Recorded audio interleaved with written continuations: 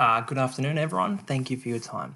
Before I begin, I want you to imagine that you've just bumped into a former student at the shops. He recently graduated, and you ask how he's going. He beams. He studied hard and got into the uni course that he wanted to. He's about to move into a share house with his two close friends that he played soccer with. He's got a girlfriend, a part-time job, and he's happy. And you, as a former teacher, feel proud. Then you ask about his twin brother. The student's face drops. He says his brother is depressed. He scraped through year 12 without attending work experience and has limited job prospects. He didn't get into sport, have many friends, and he'll be living at home for the foreseeable future. You say, oh, it's a shame. You ask him why he thought the twin turned out so differently. Well, he says, slowly choosing his words. Luca got into trouble a lot. He struggled to listen, and he'd have these meltdowns. I guess it was his autism. I know everyone in the special needs unit tried hard with him, though. As you part ways, you wonder, was Luca disabled by his autism or by the barriers he faced at our school? Was there anything that we could have done differently to prevent this outcome? What if I told you that those twins are real but much younger? They're both about to start year 7 at our school next week. Their names are Giorgio and Luca. Luca, who has a level 2 autism diagnosis, is slated to spend his time in the special needs unit, apart from his brother. Now, as we all know, high school is a formative time in every child's life. How do we ensure that Luca has equitable access to the same opportunities as Giorgio and his peers, to the rich learning in our classrooms, to sport, to handball, to the thrill and boredom of work experience? Today, I'm making the case that if we truly care about students like Luca and about their families and their support networks and our own professional, ethical and legal obligations, that we must include them in our classrooms. We must shut down the special needs unit. Now, I know there's a wealth of experience in this room beyond my own and strong feelings about the good work that the special needs unit has done. Now, I'm asking you to keep an open mind as we zoom out to look at where we've come from, where we are now, and where we could be heading, and then make up our minds. Now, one of the reasons we maintain a special needs unit is to shield students like Luca from bullying. But that very protection is rooted in the problem, this belief of ableism. Ableism says that certain bodies or minds are inherently better than others, and to not meet that standard is to be deficient rather than different. So to challenge ableism today in the playground and in the classroom, we need to understand its roots. If Luca had been born 100 years ago, he likely never would have set foot in a classroom.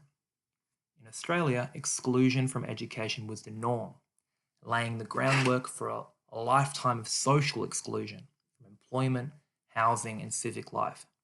This othering enabled darker ideologies like eugenics to form, which saw conditions like autism as a medical problem to be eradicated. Eugenics justified forced sterilization, and it actually was one of the first actions of the Holocaust, which began with the systematic murder of 300,000 disabled children. But after these atrocities, the 1948 Universal Declaration of Human Rights laid a foundation for recognizing the rights of all people, including those with disabilities. So, 50 years ago, if Luca had been born, his experience might have been slightly better, but his voice still would have been filtered through his caregivers and parents.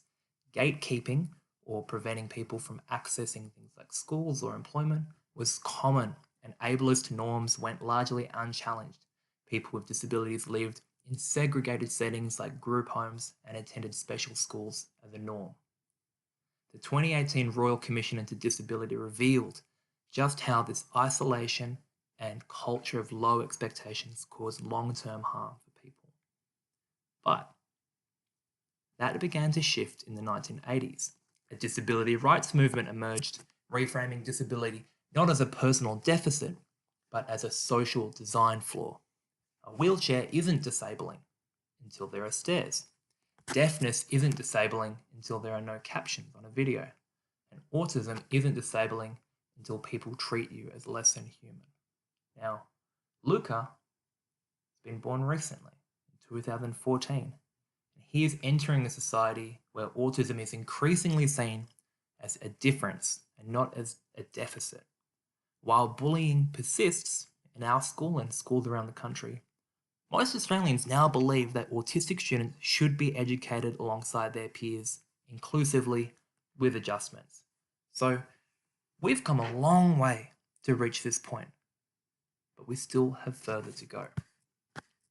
Now, alongside advocacy of disabled people and shifting attitudes, legal reform has played a major role in driving inclusive education. And today, a significant body of law at international, federal, and state levels compels us to include students like Luca in a mainstream classroom with reasonable adjustments. And there's a long history with this too. It began with the United Nations Declaration of Human Rights, which affirms that all people are born free and equal. In the US, there was the case of Brown versus the Board of Education, which ruled that racial segregation was inherently unequal. This was a precedent later applied in a case with students with disabilities. In 2008, we had the UN Convention on the Rights of People with Disabilities. It clarified that disabled students have the right to inclusive, not separate education. Here in Australia, we ratified this into our own laws, continuing a pattern of domestic reform seen in the Disability Discrimination Act of 1992, and, most relevantly for us as educators, the Disability Standards for Education 2005, which, as we all know, require us to provide reasonable adjustments and to consult with the student and the carer to determine what is reasonable. We also have professional obligations under the Australian Professional Standards of Teachers to include students with disability on the same basis as their peers, and we must demonstrate this in our ability to differentiate to be accredited as teachers.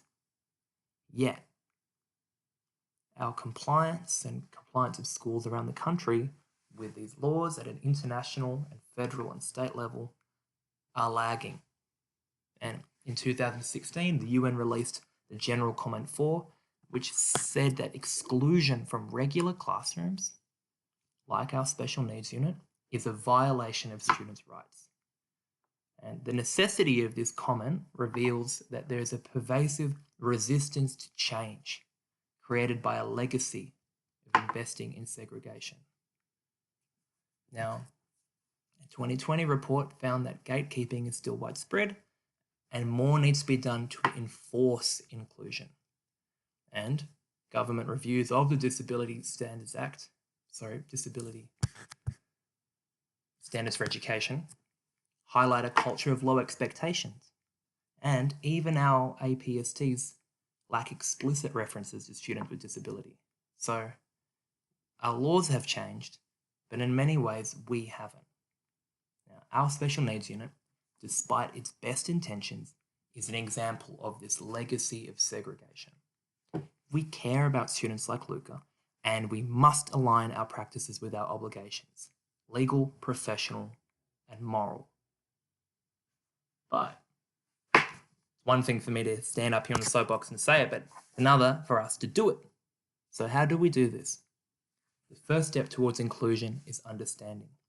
Research shows that as time-poor educators, we often lack the full picture of our students' impairments or the best way to support them, despite good intentions. Autism is often misunderstood as a linear spectrum from mild to severe. In reality, it's actually a mix of traits where each person presents quite differently. To know one autistic person on the spectrum is to know one autistic person on the spectrum. So to understand Luca and what it means for him, we have to consult with him.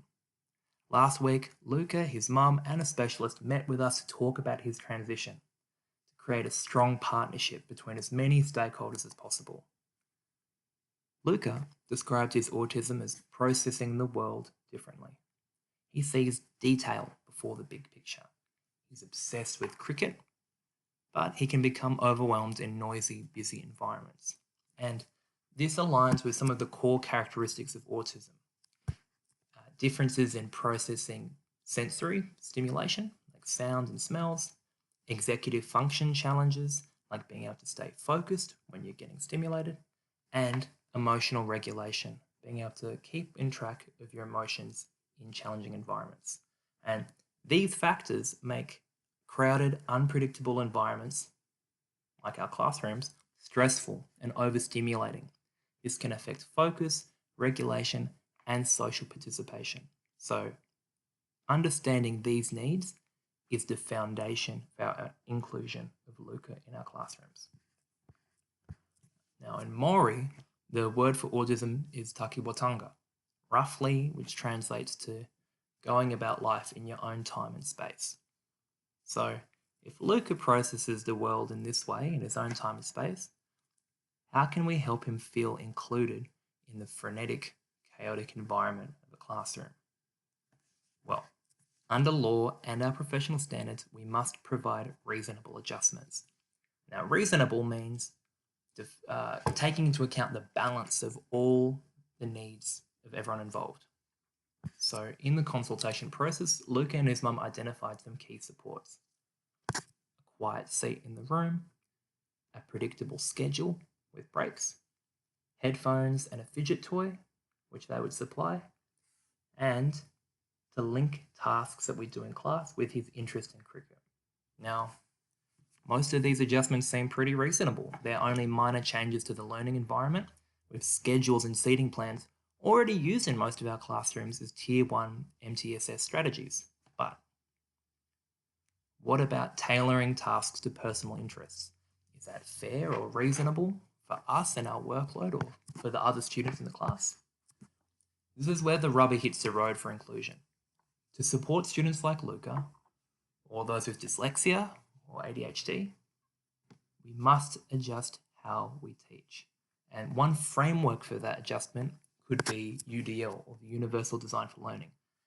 We all did some PD on it earlier in last year, but just to reiterate, this involves giving students multiple means to engage with our content. They can choose things which are relevant and authentic to them, and gives them a sense of autonomy. We can give them multiple means to represent knowledge. So by reading it, or by listening to an audiobook, or by speaking in discussion lessons, and we can offer multiple means of expression. They can use a teacher's aide to scribe for them. They can be assessed orally, or through writing, or through drawing. The core of UDL is leaving our lessons open for the students to bring what they can to it, and that we can assess them on what they know without putting unnecessary barriers in their way. Still, the Senate report a few years ago found that reasonable adjustments are far too often missing. And I would say that our special needs unit and our ongoing investment in it is one of the biggest barriers to us making these adjustments school-wide, as it deflects our responsibility as classroom teachers to accommodate students back onto them. Now, some may argue that inclusion requires more training, time, and resources, and that's true. But we already invest heavily in the special needs unit, despite evidence that segregation leads to poorer academic outcomes. The department's own autism education strategy prioritizes inclusive teaching, with funding available for us. In this case, our issue is not so much a lack of time and resources, but our misdirected use of them. Some parents might ask, won't this take away resources from my child? And the research says no. Multiple reviews of hundreds of studies have found no negative impact of inclusion on non-disabled students. In fact, it's often led to improved attitudes and an acceptance of others. UDL strategies are also evidence-based teaching strategies which can benefit all learners. So, inclusion isn't about fairness, it's about equity. And equity benefits everyone. These are the reasons why we must close the special needs unit and immediately move to an inclusion model. And I'd love to talk to you about it more and hear some questions. Thank you.